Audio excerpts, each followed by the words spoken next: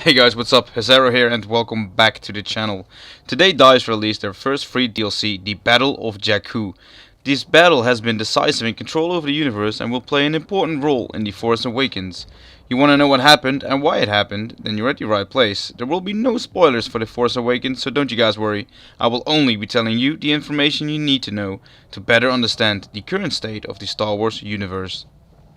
The Battle of Jakku happened 1 year and 4 days after the famous Battle of Endor, where the Rebel Alliance destroyed the second Death Star, and where Jedi Luke Skywalker turns his father Darth Vader away from the dark side, where he throws his former master Darth Sidious, aka the Emperor, into the Death Star's reactor core to end his reign once and for all. The Battle of Jakku DLC for Star Wars Battlefront is the only way to find out about the battle and what it looked like, even more important, what it felt like. It's a free DLC that will add a new experience to the universe and the road towards the Star Wars The Force Awakens.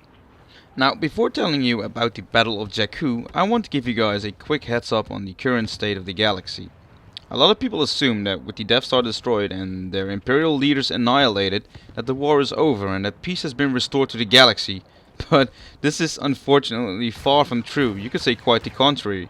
Word spreads throughout the galaxy and the Emperor's fall, and with the Resistance, or as they call themselves now, the New Republic, pressurizing the Empire is in utter chaos. Chaotic, but far from defeated. Factions of powers are formed within the Empire like the First Order, the enemy faction, in The Force Awakens. The Battle of Endor was a major battle that turned the tide for the rebellion, and the Battle of Jakku is one of the battles that had a major impact in the Galactic War as well. Jakku is a remote desert planet located in the western reaches of the Outer Rim. While the planet is pretty useless on its own, it holds a critical position within the Outer Rim for both factions. 1 year after the Battle of Endor, the Rebel Alliance, or the New Republic as they call themselves now, are aiming to capture this planet for a strategic advantage over the derailed Empire. With the Empire getting word of the Republic's plan on holding the planet, the Empire sends out their exhausted navy to combat the rebels over the planet.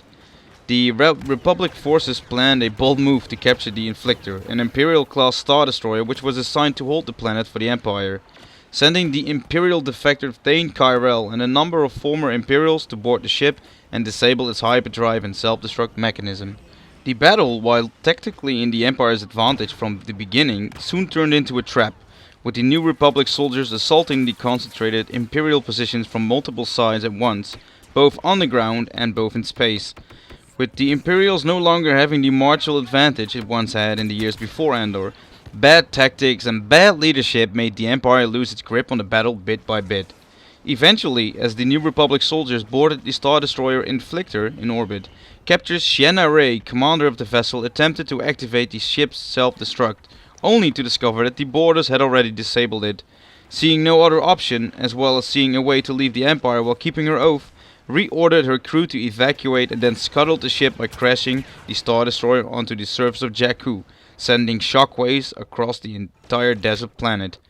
However, before the crash, the rebel Thane Kyrell stunned and managed to carry her to an escape pod before the Inflictor crashed, bringing the captain into Republic custody, holding her as an important political hostage. And this is where we, Star Wars Battlefront players, make their move. The Rebel side will try to gain the upper hand on the surface of the planet and the crashed Star Destroyer, while the Empire fights off the assaulting rebels to make their escape. The battle takes place behind the Star Destroyer Inflictor. The scale of this battle is massive and DICE really made it feel like that. With fresh debris falling out of the sky and dogfights between TIE fighters and rebel ships in the air, you make sure that the ground forces of the enemy will have a really hard time. I think that the free DLC, Battle of Jakku, really lives up to its name, and that it adds more perspective to the expanding Star Wars universe.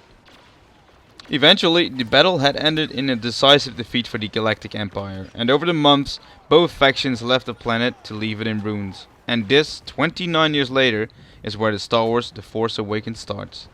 Just 2 more weeks, guys. Let the countdown begin. I cannot wait. This was it for me. I hope you guys know a bit more about the Battle of Jakku and where The Force Awakens starts. Feel free to discuss below. May the Force be with you. Hasero out.